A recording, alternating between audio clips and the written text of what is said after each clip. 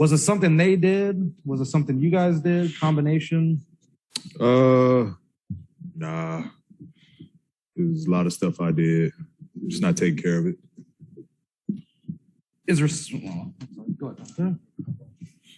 ahead.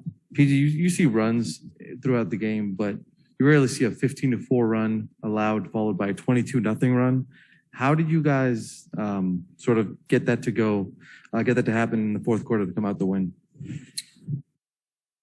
I mean, you've seen it from time to time. You know, you've seen it over and over. This team's ability just to lock in when we need to and to just understand the situation. I think we just do a great job in those moments of really coming together and just finding a way. Hey, Paul, I'm going to just switch gears to just the road ahead for you guys. I mean, there's 13 of the next 15 are home games, something like that, including tonight. Like, how have you guys like kind of talked about approaching that? Because I remember you said in Minnesota, it's hard to stay in the city when you're away from home, get ready for those kinds of games. Now you got the exact opposite. Like, how are y'all kind of trying to look to take advantage of this? I mean, just take one game at a time and take wins however they come. You know, it's no obvious blueprint to a win, but you know, we just grind it out.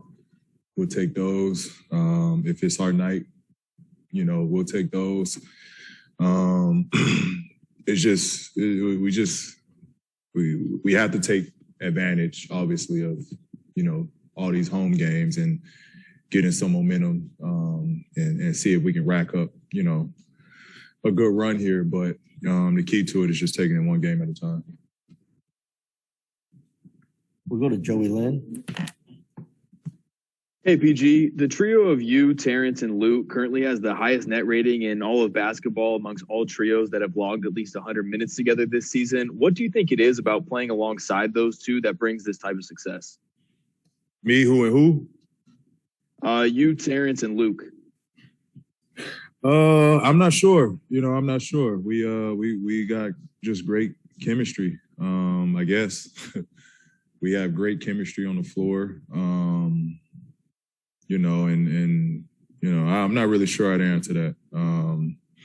But you know, whatever it is, you know, I'll credit those two guys. You know, they came in tonight, especially to give us a great boost.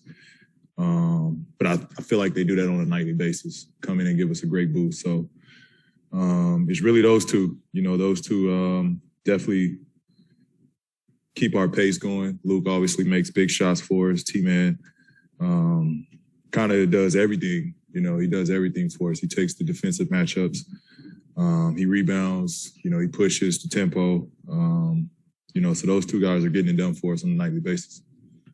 PG, LaMelo had a pretty instrumental in their first half, getting the lead on you guys. Just what did you make of his game, and how did you guys kind of contain him moving on? I know he got in foul trouble, but how did you guys contain him moving forward? I mean, he's you know, he's a little shifty guard. But you know, honestly, I thought we just did a great job staying in front. You know, and just putting bodies on him. You know, he's still young. You know, he'll get stronger, but you know, the key is just put some bodies on him, make him play through contact. PG, you talked about your pep talk for Zoo after the last game, but he had another good game tonight. Do you think something's clicked with him? Do you think he just kind of finding his legs? Like, what's going on? Yeah, I mean, I think it clicked. I think it clicked for him. You know, when you have a great game as he did in Minnesota, I think you just realize the standard that you set for yourself at that point. And I think Zoo realized what that feels like to dominate the boards. And to where now, you know, I think he just expects that of himself. But yeah, you know, we still, you know, need more games like that from Zoo to just, you know, own the boards, own the glass, and just be a big presence. Serge said that when he told you he was coming back tonight, you didn't actually believe him. What kind of things does Serge give this team as far as like a boost into what he can do for you guys? Well, he's he's one of the better shot blockers and rim protectors in the league. So it's just already adding to a great defense that we have right now. He's a legit defensive anchor. So he adds to that, and it gives us a little versatility because he can switch guards as well as he can stretch the floor. So it's just good to have another rim protector opposite of Zoo that Zoo and Isaiah that can stretch the floor for us. You guys have been running like crazy in transition the last couple games, and Ty was saying you guys have to be better at converting those into points. I think 7 of 13 in transition against Minnesota, 5 of 10 tonight.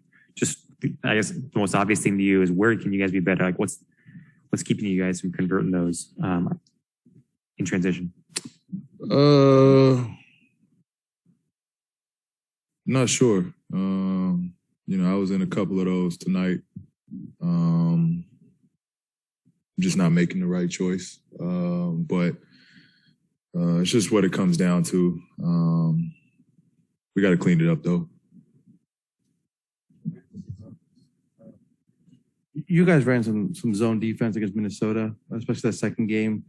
Kind of turned the tide for you guys. But I'm curious, like, how much of that do you guys run in practice? And I guess do you see enough of that to be comfortable running in the games, or are the games kind of like a test run for some of those, type of defenses and lineups that you guys run?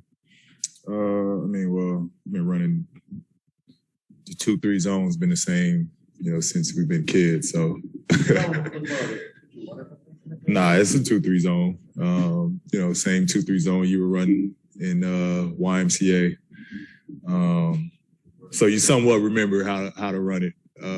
But I think it just changes the game a little bit because not a lot of teams have a lot of offense through zones. It works for us,